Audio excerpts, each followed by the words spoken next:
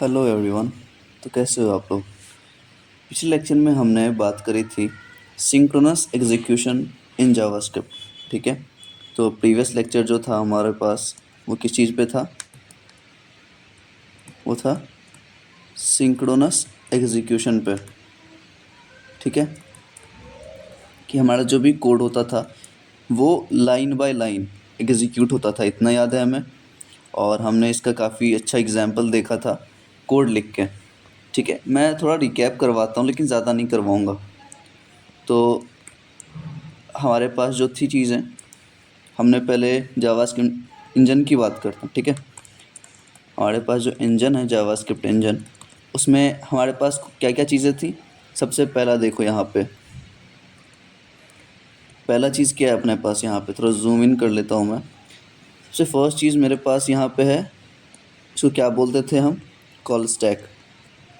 Just a second, इसको हम call stack बोलते थे। ठीक है। और इसमें क्या बनता था हमारा, GEC, ग्लोबल एग्जीक्यूशन कॉन्टेक्स्ट। ठीक है। तो जब कोड आती थी ना, फॉर एग्जांपल जब सिंपल कोई कोड लिखा हो गया या फिर कोई वेरिएबल है, तो वो कहाँ जाके स्टोर होती थी, यहाँ पे। इसको हम क्या बोलते थे, इसको हम बोलते थे कॉल बैक क्यू। ठीक है, अगर आपको याद हो तो कॉल बैक क्यू। ठीक है। लेकिन हम इसको एक और चीज़ बोल सकते हैं, हम इसको बोल सकते हैं मेमोरी हीप।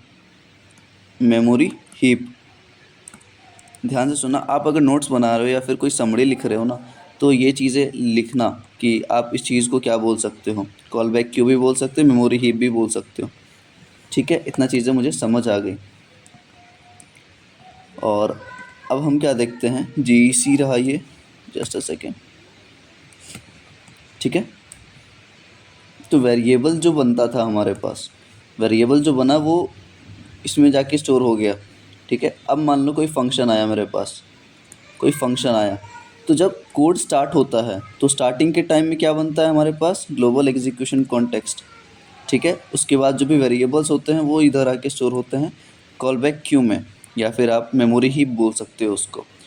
तीसरा प्रोसेस, जब कोई फंक्शन मिलता है इसको, जब ये लाइन बाय लाइन एग्जीक्यूट करता है अप टॉप टू बॉटम, तो जब कोई फंक्शन मिला तो मैंने बोला था पिछले लेक्चर में GEC बनता है, लेकिन ये ग्लोबल एग्जीक्यूशन कॉन्टेक्स्ट नहीं बनता। वहाँ फिर क्या बनता है हमारे पास, वहाँ बनता है फंक्शनल एग्जीक्यूशन कॉन्टेक्स्ट बोल सकते हो। ध्यान से सुनना, पहले GEC बना हमारे फर्स्ट स्टेप में, सेकंड स्टेप में ये सारा चीज़ जो हो है हमारे पास वो कहाँ पे स्टोर होगा, वो एक मेमोरी हीप में जाके स्टोर होगा। और थर्ड प्रोसेस जो हमारे पास है वो एक फंक्शनल एग्जीक्यूशन कॉन्टेक्स्ट बनेगा। ये कहाँ बनता है ये दोनों, ये बनेगा यहाँ पे कॉल स्टैक में। ठीक है। इसके बाद फंक्शन के अंदर जो भी कोड हमारे पास लिखी होंगी, ठीक है, वो जाके स्टोर होगा तुम्हारा इसमें, वापस से मेमोरी हीप में जाके स्टोर होगा। और ये कुछ रिटर्न कर रहा होगा, ये कुछ फंक्शन रिटर्न कर रहा होगा। तो जब ये रिटर्न करेगा, जब ये, ध्यान से सुनो, जब ये चीज़ रिटर्न करेगा फंक्शन, तो ये चीज़ रिटर्न करने के बाद ये जो FEC है हमारा, फंक्शनल एग्जीक्यूशन कॉन्टेक्स्ट, ये क्या हो जाएगा, ये डिलीट हो जाएगा। समझ आई चीज़ें, ये हो जाएगा डिलीट।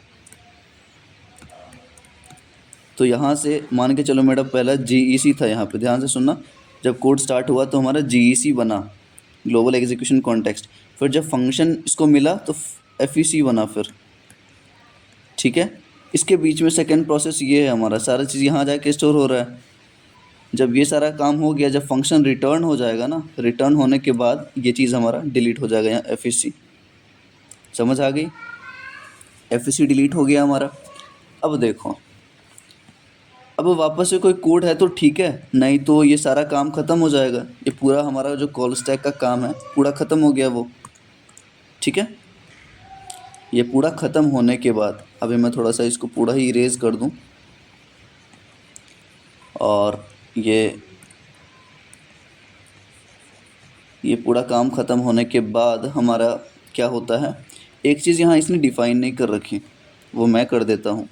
यहाँ पे आप नीचे से थोड़ा सा लेके, इसको क्या बोलते थे हम, अगर आपको याद हो तो, एक चीज़ और होती थी हमारे पास, उसको बोलते थे हम गार्बेज कलेक्टर। गार्बेज कलेक्टर ये क्या करेगा ना, ये ट्रैक करेगा। किन को ट्रैक करेगा? ये ट्रैक करता है इनको, और इसको भी करेगा। कॉल स्टैक और मेमोरी हीप दोनों को ये क्या करेगा? ट्रैक। ठीक है। फॉर एग्जांपल मैंने कोई वेरिएबल यहाँ पे जाके स्टोर हुआ था, पहले याद है आपको वेरिएबल स्टोर होता था यहाँ पे जाके, वेरिएबल या कोई भी कोड है वो हमारे मेमोरी हीप में जाके स्टोर होता था। तो कुछ ये साइज़ लेगा वहाँ पे, ठीक है, यहाँ पे कुछ साइज़ लेगा, कुछ स्पेस लेगा अपना मेमोरी हीप में। लेकिन जब काम ख़त्म हो गया, सारा हमारा कॉल स्टैक एम्प्टी हो गया, कॉल स्टैक हमारा एम्प्टी जब हो गया तो इस चीज़ को क्लियर आउट भी तो करना है भाई, कि जो वेरिएबल स्टोर है वो हमेशा के लिए स्टोर रहेगा। नहीं, ऐसा नहीं होता, हमें क्लियर आउट करनी पड़ेंगी चीज़ें। तो गार्बेज कलेक्टर हमेशा देखेगा कि जिसका काम ख़त्म हो गया उसको क्लियर कर दो। तो ये इसका काम है गार्बेज कलेक्टर का। तो ये था हमारा 5 मिनट या 6 मिनट का समरी। अब चलो स्टार्ट करते हैं हम अपना एसिंक्रोनस एग्जीक्यूशन। ठीक है, और डायग्राम आपको थोड़ा सही लग रहा होगा, ये पिछले बार हमने हैंड रिटन ही बनाया था। ठीक है, तो थोड़ा सा छोटा कर लेता हूँ मैं इस चीज़ को। और आज जो हम देखेंगे वो है हमारा एसिंक्रोनस एग्जीक्यूशन। ठीक है, अब एसिंक्रोनस एग्जीक्यूशन की ज़रूरत क्यों पड़ी, मैं सबसे पहले एग्जांपल लेके बताता हूँ आपको। ठीक है, एसिंक्रोनस एग्जीक्यूशन का मतलब ये है कि फॉर एग्जांपल आप बस इमेजिन करना, मैं एक एपीआई की कॉलिंग कर रहा हूँ। ठीक है, मैं कुछ कुछ काम बोलूँगा अभी, वो हम परफॉर्म करेंगे। मैं क्या बोला कि मुझे एक एपीआई कॉल करना है अपने बैकएंड सर्वर पे। Second process, just a second, second process ये है कि मुझे एक फ़ाइल रीडिंग करनी है, फ़ाइल रीडिंग करनी है। थर्ड जो मुझे परफॉर्म करना है, मान के चलो आप, वो set time out, timer function मुझे कॉल करना है। मुझे, आप ध्यान से सुनना ये सारी चीज़ों को, मैंने क्या बोला सबसे पहले, मुझे एक एपीआई कॉल करना है, एप्लीकेशन प्रोग्रामिंग इंटरफेस, अगर आपको फुल फॉर्म नहीं आता तो इसके बारे में भी हम पढ़ेंगे। ठीक है, लेकिन अभी हम बात कर रहे हैं कि ये जो काम हम कर रहे हैं, ये तीनों काम जो है एपीआई कॉल करने का, या कोई फाइल रीडिंग करने का, या फिर सेट टाइम आउट फंक्शन को कॉल करने का, ये सब ना कुछ टाइम लेती है, ये सब परफॉर्म होने में कुछ टाइम लेती है। पहले क्या हो रहा था और अब क्या हो रहा है? पहले जो भी हम कोड लिख रहे थे, ध्यान से सुनना, पिछले वाले लेक्चर में, वो 1 बाय 1 एग्जीक्यूट हो रही थी। ठीक है, और ये एक्स्ट्रा टाइम नहीं ले रही थी, no extra time is being taken by that code. ठीक है, ये हमें समझ आ गया। लेकिन ये जो हम एपीआई फेचिंग या जो भी ऑपरेशन कर रहे हैं, it takes some time, it takes some time to get executed. ठीक है, ये बोल रहा है भाई मुझे फॉर एग्जांपल 5 सेकेंड लगेंगे। ठीक है, ये बोलेगा फाइल रीडिंग मुझे 2 सेकेंड लगेंगे, ये बोलेगा 7 सेकेंड लगेंगे। ठीक है, तो यहाँ पे मतलब सबका अपना अपना टाइम कांस्टेंट है, टाइम कांस्टेंट है। ध्यान से सुनना, यही हमारा टर्म है दोनों का डिफरेंशिएट करने का।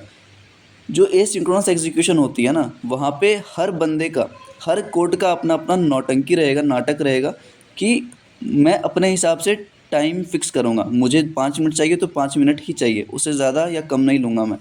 लेकिन यहाँ पे किसी का नाटक नहीं था पहले सिंक्रोनस एग्जीक्यूशन में। यहाँ बोल रहा था ठीक है भाई, मुझे 1 बाय 1 एग्जीक्यूट कर दो, मेरे से पहले जो है उसको पहले एग्जीक्यूट करो, फिर जो बाद में है फिर उसको एग्जीक्यूट करो। समझ आ गई ये चीज़ें? तो एसिंक्रोनस एग्जीक्यूशन का यही मतलब है कि जो भी हम कोड लिखेंगे, जो भी फंक्शन परफॉर्म करेंगे, सबका अपना अपना टाइम रहेगा, टाइम कांस्टेंट रहेगा। ठीक है, अब ये सब चीज़ मैं कोड करके दिखाता हूँ आपको। ठीक है, फिर चीज़ें ज़्यादा अच्छे से क्लियरली समझ आएंगे। कोड लिखेंगे और फिर देखेंगे कि जावास्क्रिप्ट इंजन इस चीज़ को कैसे हैंडल करता है, कैसे परफॉर्म करता है। ठीक है, तो चलो नेक्स्ट लेक्चर में हम बात करते हैं इस चीज़ के लिए।